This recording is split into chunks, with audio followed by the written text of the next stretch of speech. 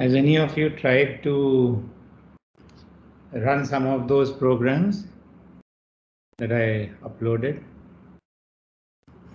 Yes. Yes. If you face any problems, then we can have a special session just to work that out, just as I said last time. So if there are no questions from what we covered in the last class, then let me just review that once again. So now we've actually started on the part related to granular materials, and we are looking in this limit where the flows are very slow or there is no motion at all, and we have just a static system. So I'm calling that as quasi-static flows.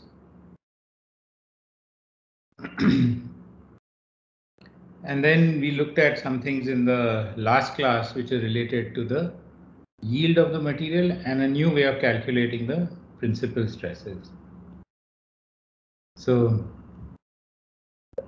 we saw that there may be some materials which have cohesion. Now you'll remember right in the beginning we talked about how if there are liquid bridges or if there is some surface force between the particles, then the particles have a tendency to stick together. And for those kinds of materials, the yield criterion is slightly different. For non-cohesive materials, you have tau I is equal to this. But for materials with with cohesion, you have to add another term here called C, which is the cohesion. And if f prime is just equal to tan beta, where beta is the angle of internal friction. So if we take that out common, then we can write this.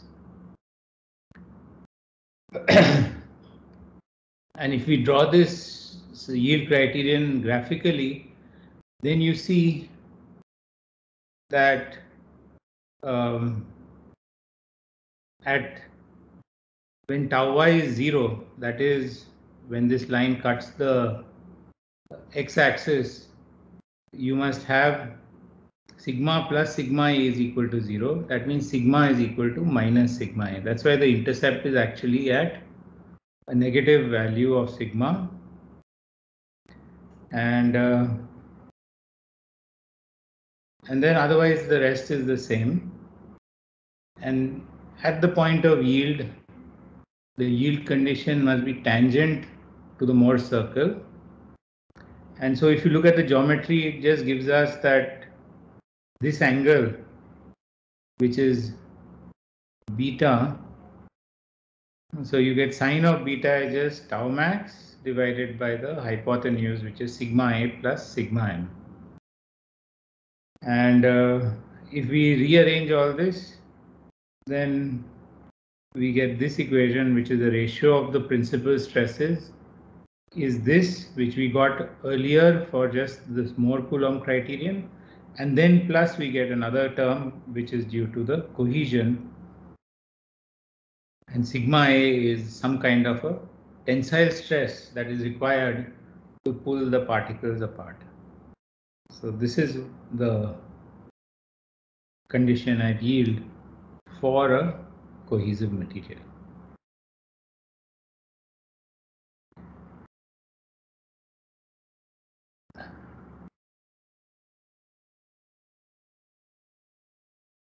The next thing that we did was this thing about principal stresses, another way of calculating it. So you'll remember the first time when we calculated principal stresses, we essentially obtained sigma as a function of alpha, and then we found out when is sigma xx maximum by taking a derivative with respect to alpha, and then we found out what is the formula for the principal stress. But one of the things that we found out while we were doing that is that when you are oriented along the principal stress, your shear stresses are 0. That means that your stress tensor becomes purely diagonal. So if we keep that in mind, then you can come up with another way of calculating the eigenvalues. And that is shown here. Now let's go back to the definition of the stress tensor. We know that if we take the dot product of the stress tensor with a unit vector n, then we get a vector Fn, and that is the force, of course, this is force per unit area acting on a surface with this unit normal. So this is force per unit area. And so here is your surface, and you want this as your unit normal, and that is your Fn. And this is the unit normal. So when you take this, you will get a stress vector. When you take a dot product of the stress tensor with this unit normal, you get the stress vector, and it will have components in both the normal direction and also in the tangential direction. But we know that if n is oriented along the principal axis, then the shear stress must be 0, because this is one of the conditions we found out. That means that if we take T dot sigma dot n, that is the shear stress in that coordinate system, that must be 0. That means that T, which is this tangential vector dotted with Fn, must be equal to 0. That means that these two are orthogonal to each other. And so you must have this vector Fn in the direction of n. So Fn must be some scalar quantity times n. So what this says is that when n is along the principal axis, Fn is along the direction n. And so now if we put back our original definition of sigma dot n, so what we get is that sigma dot n is equal to lambda n. So if we choose our n properly, then this stress vector will be in the direction of the normal. And this is nothing but an eigenvalue problem, and we can get the eigenvalues from this formula, which is determinant of sigma minus lambda times the unit tensor is equal to 0. And what is nice about this method is that it is also valid for 3D. Next, we looked at what happens if you are actually working in 3D. Well, in this case, you will get three principal stresses: sigma 1, sigma 2, sigma 3. Let's assume that sigma 1 is larger than sigma 2 is larger than sigma 3. And now, instead of having more in terms of in 3 dimensions, what we can do is we can have actually, this is sigma and this is tau. So on this sigma tau thing, we can draw 3 more circles considering 2 stresses at a time. So if we look at this circle, that is considering that sigma max is equal to sigma 1 and sigma min is equal to sigma 2. So then you will get this circle. If we consider sigma max is sigma 2 and sigma min is sigma 3, then you will get this circle. And then if you consider sigma 1 and sigma 3, then you will get this big circle. So what actually happens is that this big circle, it sort of completely encompasses both the small ones. So really those have no effect at all. And when you want to try and calculate the yield in this case, then what we have is that only the largest and the smallest pair will contribute to deciding when yield occurs, and the other two circles are always going to be within that. So they will never yield in both directions. So in physical terms, what you can think of is that there are actually 3 planes orthogonal to each other, and in one of them, where you have sigma 1 and sigma 3, in that plane the failure will occur, while the other direction, is a neutral direction and there will be no deformation in those places. So then we moved on and we said, okay, supposing you have to derive what is the stress, then we can do a balance of forces on any volume, and from that we could calculate our stress equations, sigma xx, sigma xy, sigma xy, sigma yy, and the only other external force is gravity. Rho b is the bulk density, and gx and gy are the components of the gravitational vector in the x and y direction. Of course, over here I should mention that we always use a positive sign for compressive stresses, so that when you are compressing the material, then this is positive, and it's negative when you have tensile. And we saw that actually over here also, where your sigma A, which is a tensile stress, is negative. So this is the convention we'll be following for this part of the course, at least, that compressive stresses are positive. That's because that's how it is in the literature also. And what we saw is that here we have two stress equations in the x and y coordinates. I'm really looking at only 2D systems right now. You can extend some of these things to 3D also. But right now we look at 2D systems. And you can see that there are two equations, but there are three unknowns: sigma xx, sigma xy, and sigma yy. So you need one additional equation. And what we saw last time is that we can assume this condition of incipient failure, which means that we assume that the material is at the point of failure at every point, and the yield condition is satisfied at every point. And so this gives us an additional equation, which is that sigma m by tau max is equal to sine beta, or sigma max by sigma min is given by this.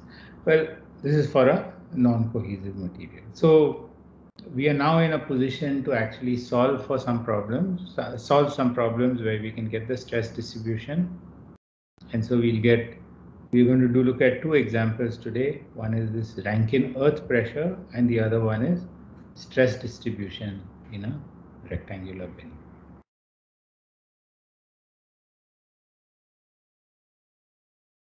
So, any questions before I start?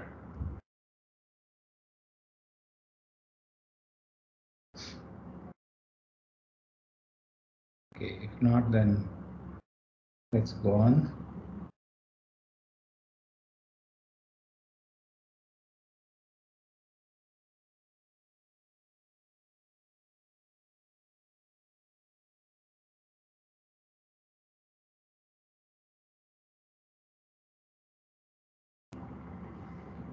So today is Monday, 30th of August.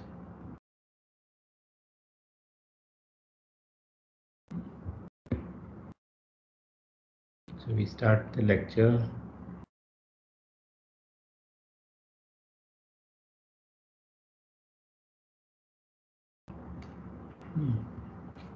And this is lecture number 15.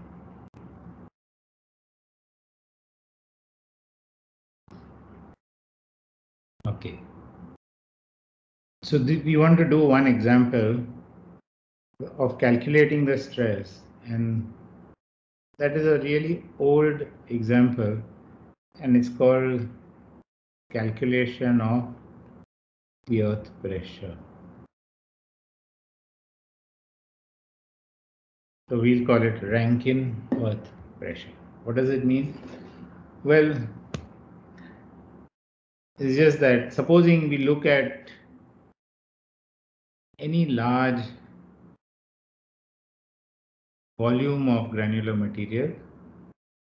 I mean, it could be, the mud in your garden also, or when you go to the gymkhana ground, then the soil beneath your feet, or go to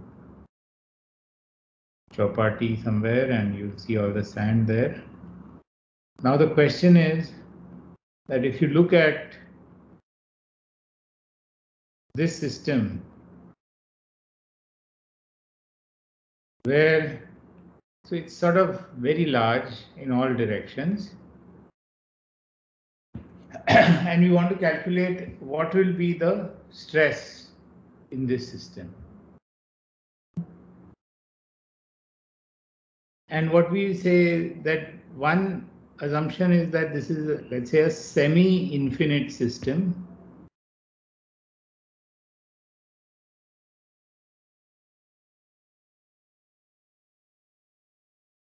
So if you look in the y direction and in the z direction, let's say things go out to infinity, so there are no boundaries that you can see.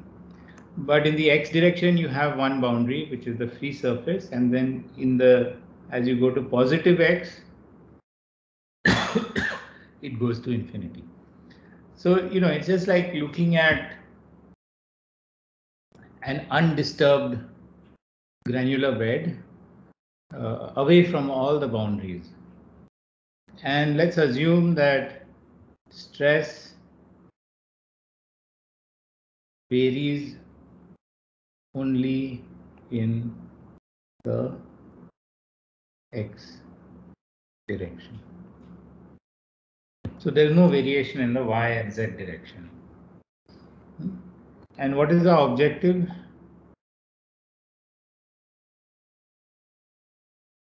To find the stress distribution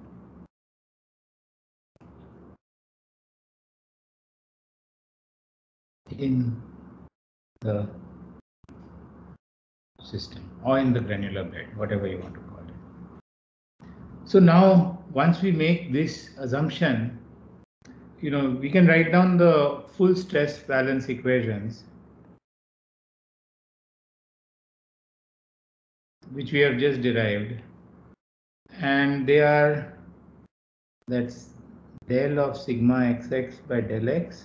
So we are looking in the x direction, plus del of sigma xy by del y is equal to bulk density rho b into gx.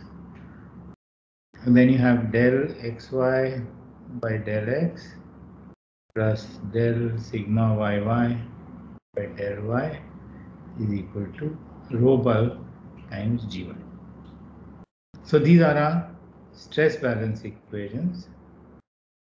And for our case, we have already seen that there's no variation in the y and z directions. Of course, z I'm not even writing down. And in this case, we assume, of course, that gravity acts in the x direction. So you can see that these things simplify out.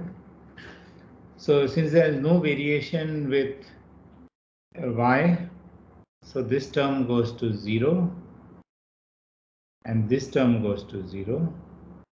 So we get now two nice equations, and those are that the x momentum balance just becomes d sigma xx by dx is equal to rho bulk times gravity, because the entire gravitational vector is in the x direction, and then d sigma xy by dy is equal to 0. So these are the simplified equations. We also need boundary conditions. So the boundary conditions here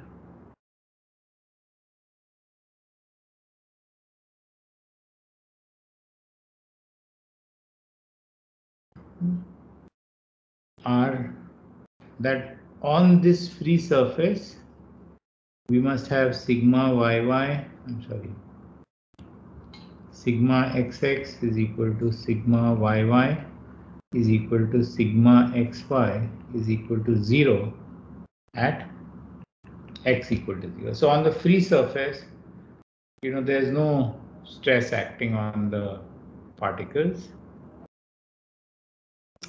Okay, and that's the only boundary condition we have in this problem. And what we will get from here, and we don't need any more because, see, here I made a mistake. It should be del x. Okay, from here when I go there, it should be dx sigma xy by dx is equal to 0. So this is the only boundary condition we need. And so from here, we can easily get the solution. We integrate this out. So I will get sigma xx is equal to rho b gx plus c1, and I'll get sigma xy is equal to c2, where c1 and c2 are constants. And if we apply the boundary conditions,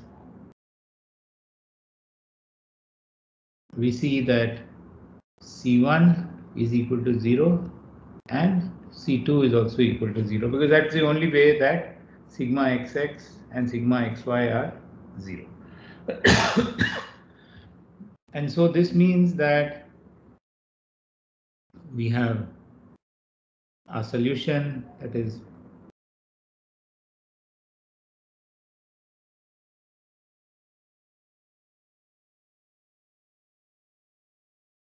so this is part of the solution. But remember, we actually have to find out the third component also, and that is sigma yy. How do we get sigma yy? What will be the way of getting that?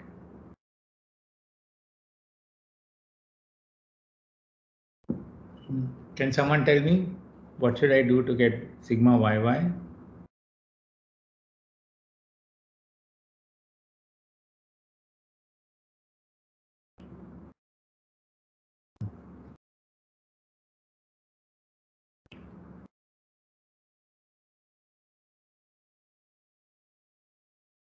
Anybody?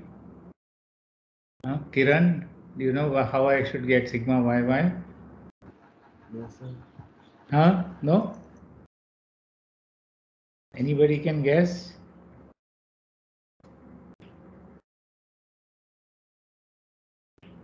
Well, we've been talking last time about the condition of incipient failure, and that's what we have to use to get that. So we can get sigma yy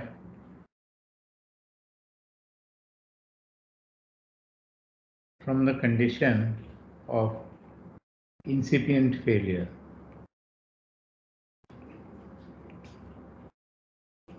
Which basically says, if you remember that sigma max by sigma min is equal to a constant.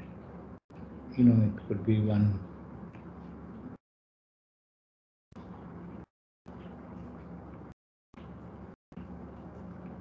So now the next question I have is, how do I find, given these two quantities, how will I find out what is the principal stresses?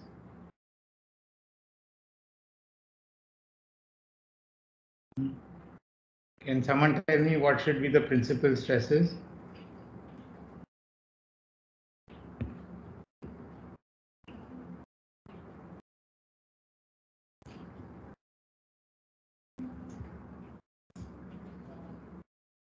Okay. Well, the answer is simple, that we know from here that sigma xy is equal to 0.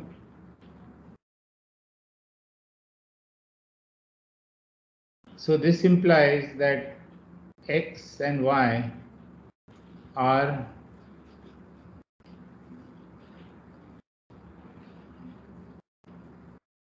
principal axes. You don't have to rotate them at all. These are the principal axes. And sigma xx and sigma yy are principal stresses. That means that sigma xx and sigma yy are basically sigma max or sigma min.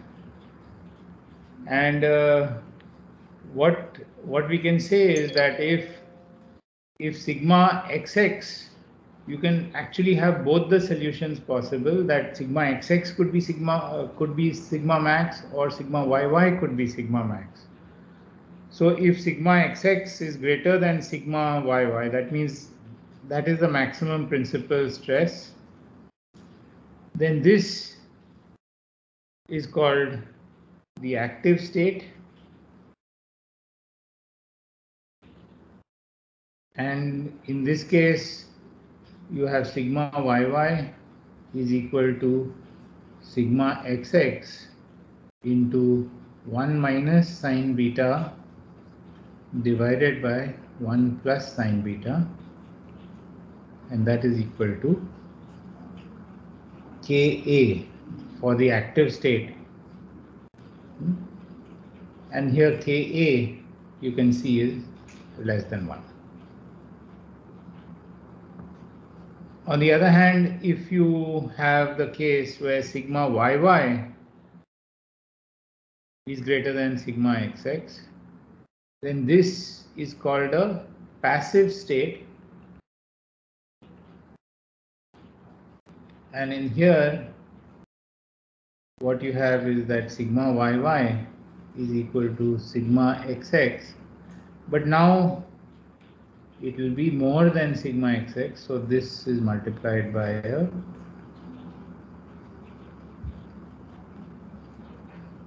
factor which is greater than 1, and this is called Kp into sigma xx. And of course here Kp is greater than 1. So, the terms active and passive are, in physical terms, something like this, that when the system is exerting pressure on the surroundings, then you can expect that sigma xx is large and then it's pushing out, so you have a smaller sigma yy. On the other hand, if the outside is pressing in on the system, then sigma yy is larger than sigma xx. Okay, so this is the simplest problem that you can solve on stress distribution in a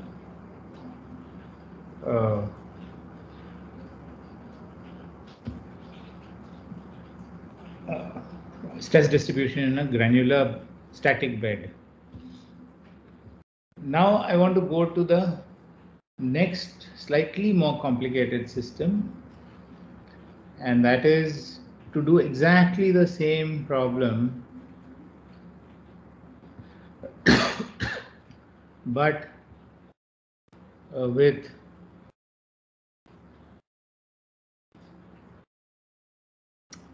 where you have a confined system. So the system looks very, very similar, but it is confined.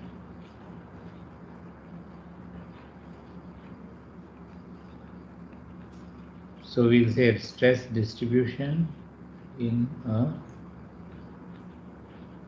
rectangular bin.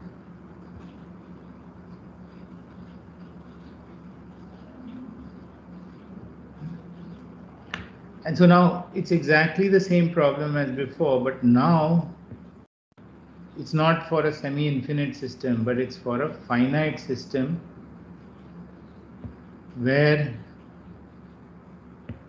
there are side walls. So everything remains the same,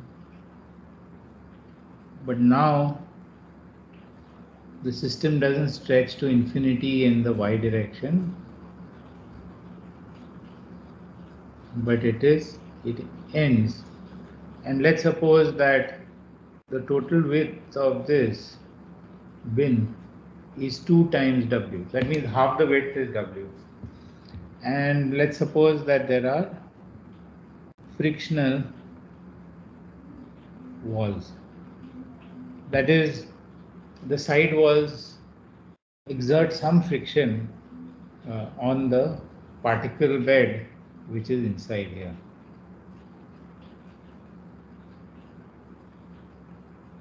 So this is just full of particles. So this is something that you would see very often, that you just take a container and fill it with sand. Then what will happen? Or, if you go to industry, then you look at a silo or a hopper that's full of some granular particles. So what do you expect from there? And in this problem, we will make the following assumptions.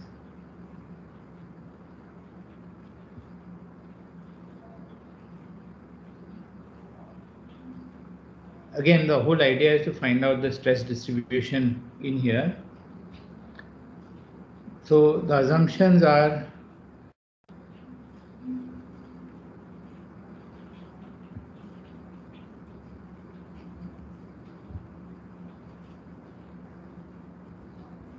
one, we have incipient failure,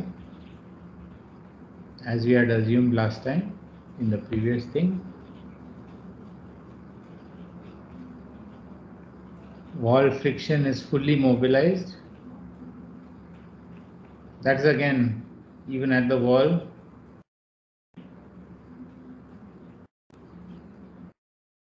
And that we have an active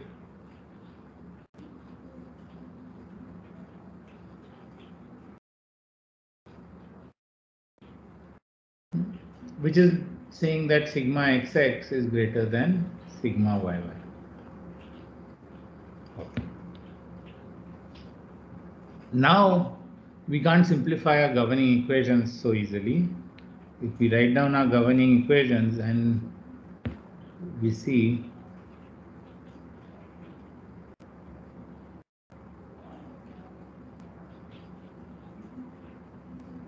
that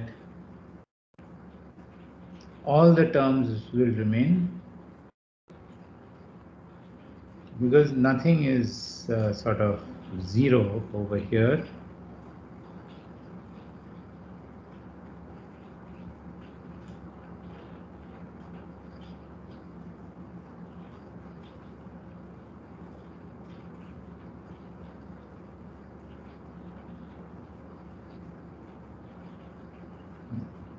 Right hand side is 0 because gravity acts only in the x direction. So this is the x, the first one is the x stress balance and this is the y stress balance. So these are the governing equations and no further simplification is possible. And the boundary conditions,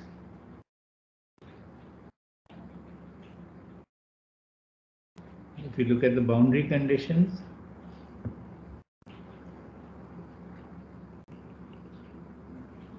then first is the same as before, that sigma xx is equal to sigma yy is equal to sigma xy is equal to 0 at x equal to 0. So that is the same as before. But now, we have variation also in the y direction. So we need some boundary conditions in the y direction. And the boundary conditions are one, that sigma xy is equal to del sigma xx by del y is equal to del sigma yy by del y is equal to 0 at y equal to 0. So now, this requires some thinking. Well, this is obviously 0 because we expect that the system will be symmetric with respect to sigma xx and sigma yy. So both will be equal if we look at 2 points across y equal to 0. So at the midpoint, you must have the derivative equal to 0. Now, if you look at sigma xy, what you'll see is that that the sign of sigma xy will be positive on one side and negative on the other side. So because of that, instead of the derivative being 0, actually what happens is that the magnitude of the shear stress is actually 0 at y equal to 0. And that also says it's some kind of symmetry. And then finally, on the side walls, we'll have sigma xy is equal to mu w times sigma yy at y equal to w, where now this mu w is the wall coefficient of friction.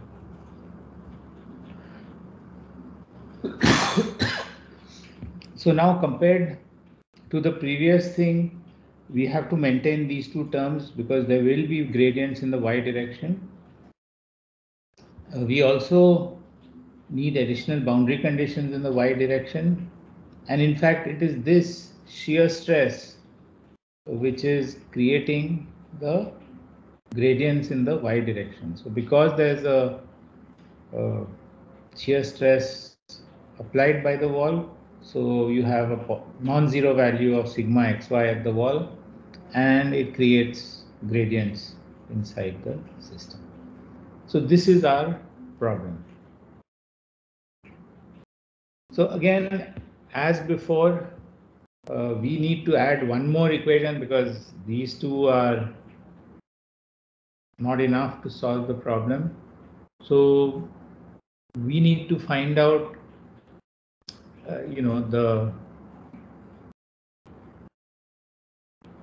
essentially we need to find out the sort of stress balance in the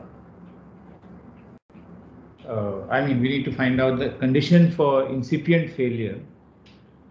We have to be able to apply it to our system. So now we know sigma, we are trying to calculate sigma xx, sigma xy, and sigma yy. Which are the principal planes? We have no idea. But what we can do is we can write these stresses in terms of the principal stresses. So we are trying to apply the condition of incipient failure over here. So now the first step here is to express the stress components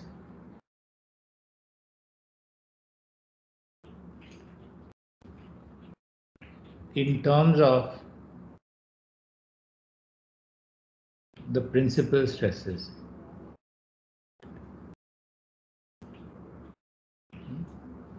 So how do you do that? Well, we've already written down this formula. We have already written down that sigma xx is simply equal to sigma m plus tau max into cos of 2 alpha p. Sigma yy is equal to sigma m minus tau max into cos of 2 alpha p, and and sigma xy is simply equal to minus tau max into sine of 2 alpha p. So over here the unknowns are of course sigma m, tau max, and alpha p. We know that alpha p is the angle relative to the principal axis. So if alpha p is 0, then of course you have sigma xx is sigma max, sigma yy is sigma min, and tau xy is 0. So, but we don't know what is alpha p. It could be anything.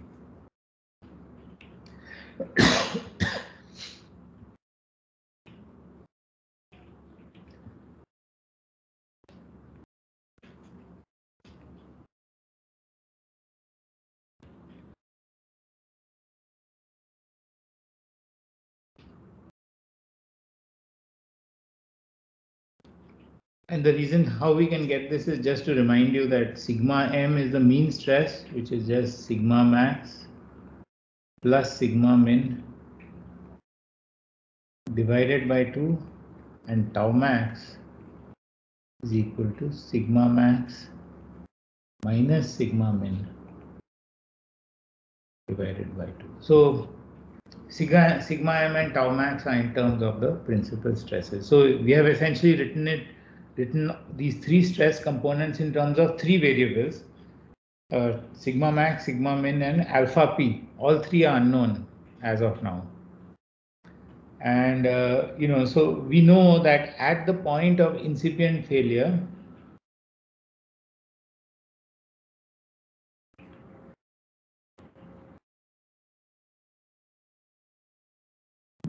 we have sigma m.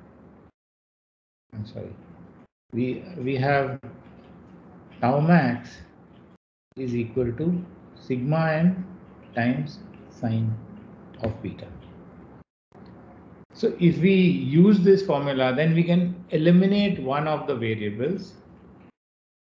So now we'll have three equations and now three new equations. So we have these two equations. We need one more equation.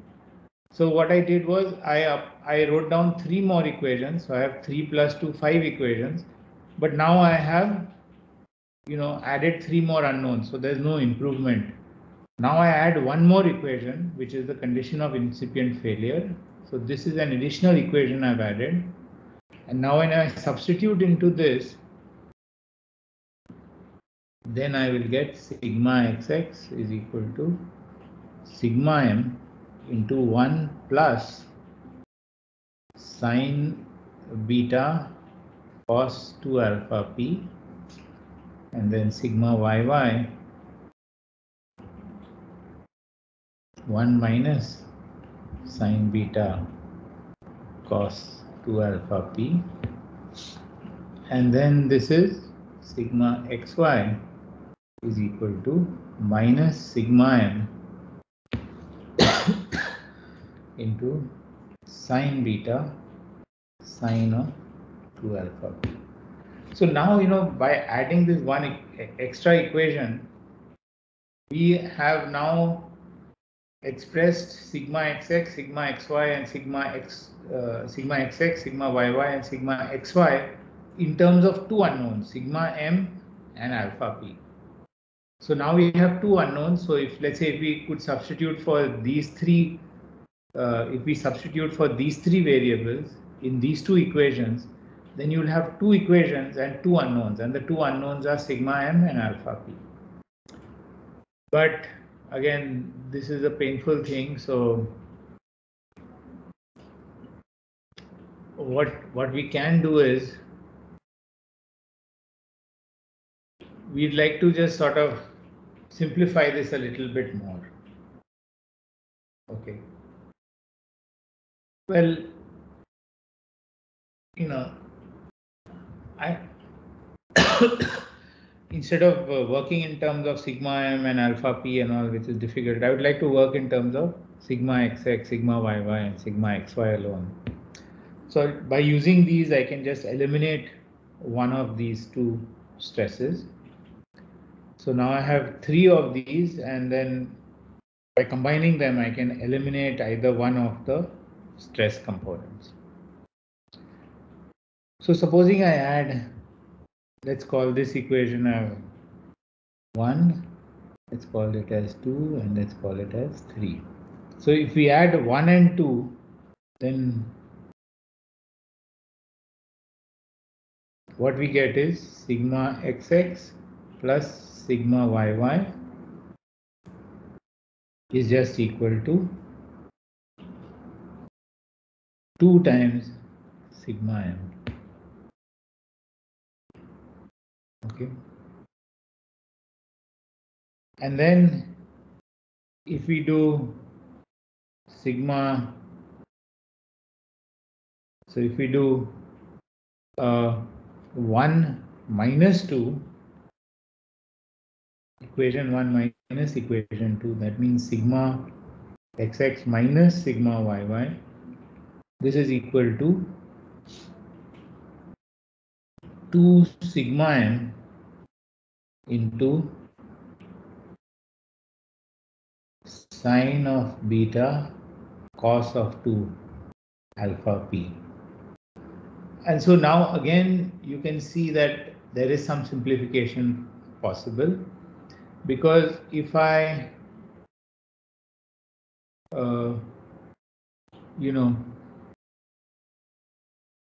if I take the square of this and then add it to the square of that, then what you will get is that sigma xx minus sigma yy whole squared plus 4 times sigma xy whole squared is just equal to 4 sigma m squared into sine squared beta cos squared alpha cos squared 2 alpha p. So that is the first term, and then if I square this and multiply by 4, then I will get plus 4 sigma m whole squared sine squared beta into sine squared 2 alpha p. And this, if I simplify further, I will just get 4 sigma m squared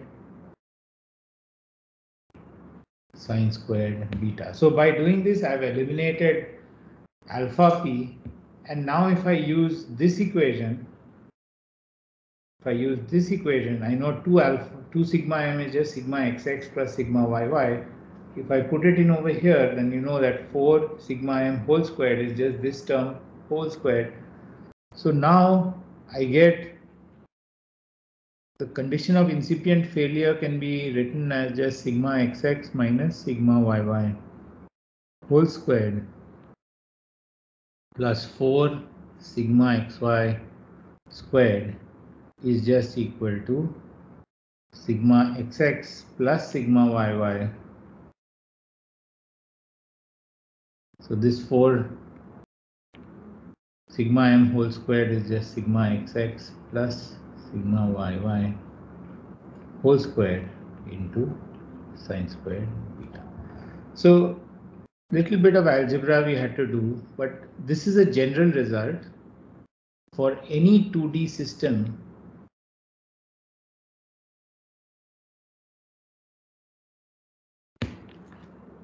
which is at, this is the condition for incipient failure.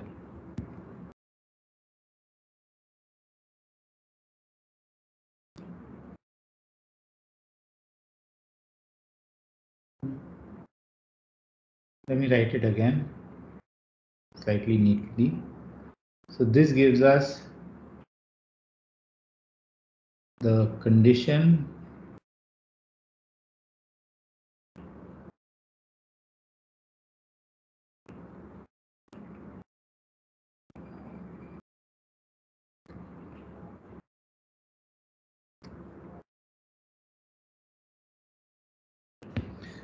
so what it says physically is that if the system is at incipient failure, then the stress components in that system, they must satisfy this equation.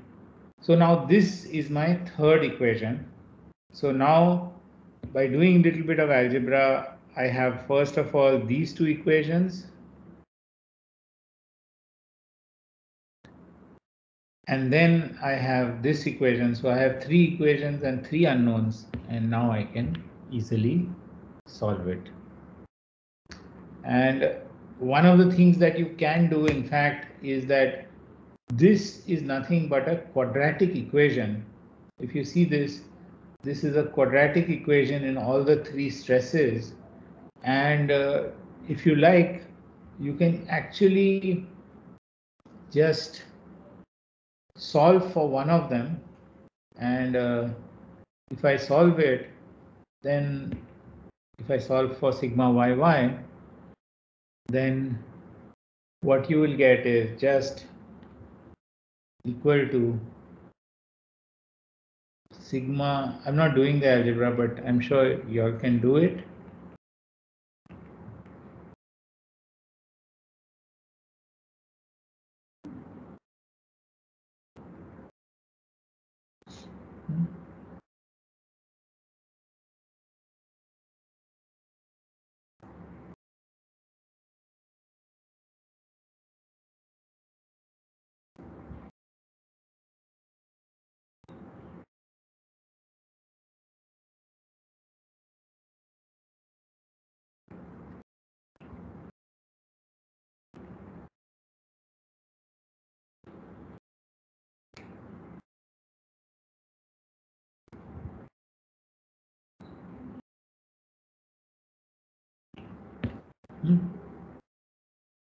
So this is what you get.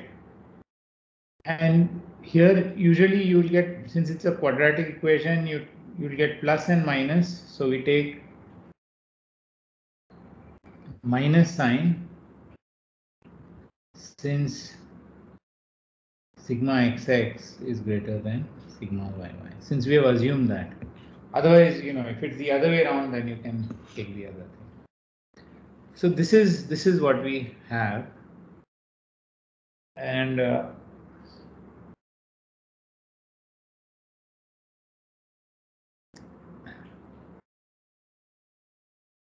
so you can see this is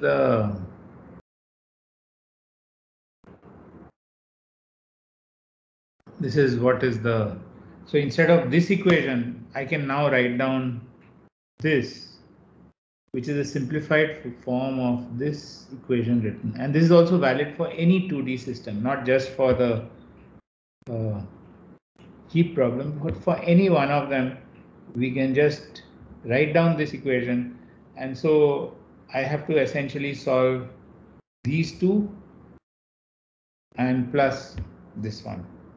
How did I go from here to here?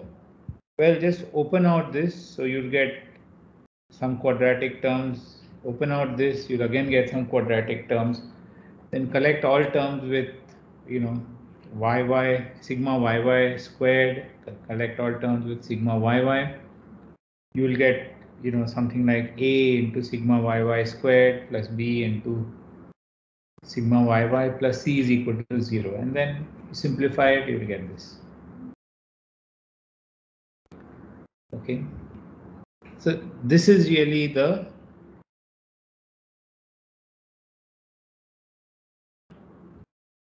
result.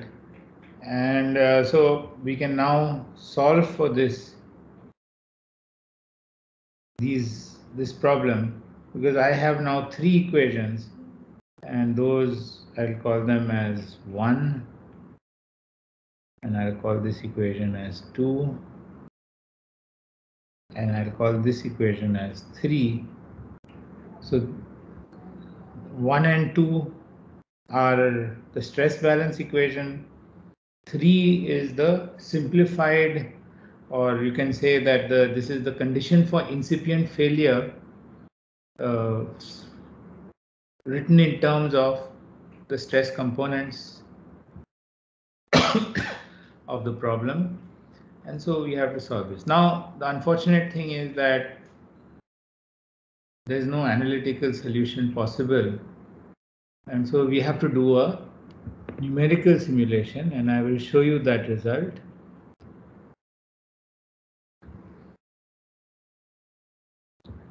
So, the first thing that we can do is that supposing we can take, simplified cases. And so let's say that we look at case 1, and that is the case of frictionless or smooth walls.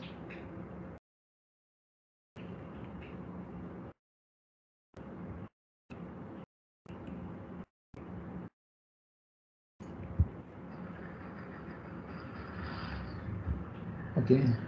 In this case,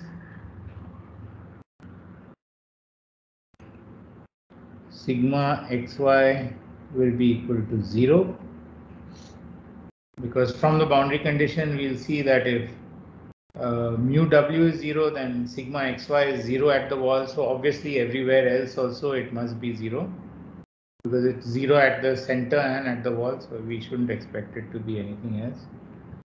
And then if we substitute in, then our governing equations simply become what we got for the Rankine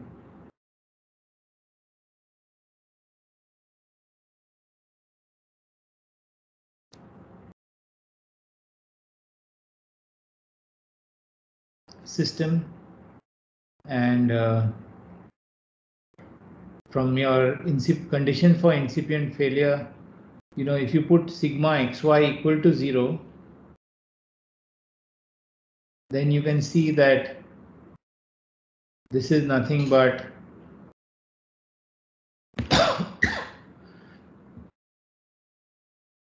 sigma yy in the condition for incipient failure becomes just sigma xx divided by 1 minus sine squared beta, which is a common factor. And then you have 1 plus sine squared beta. That is what you have from here. And then from here, since this term is 0 and this is an exact square, you will just get 2 times sigma xx sine beta. So sigma xx is common, so you just get 2 sine beta over here. And now you can see this is nothing but 1 minus sine beta whole squared.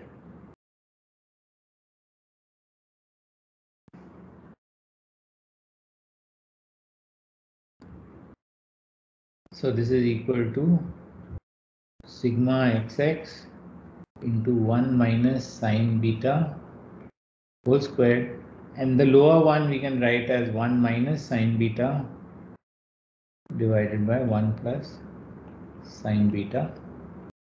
So this is equal to sigma xx into 1 minus sine beta divided by 1 plus sine beta, which is equal to sigma xx into Ka.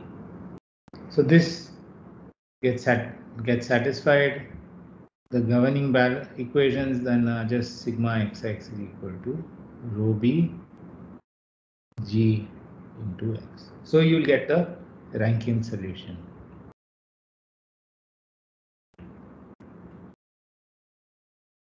Okay. The next one, which I'll do in the next class, is supposing we take these equations and then we average them with respect to y. Then what do we get? So I'll do that in the next class.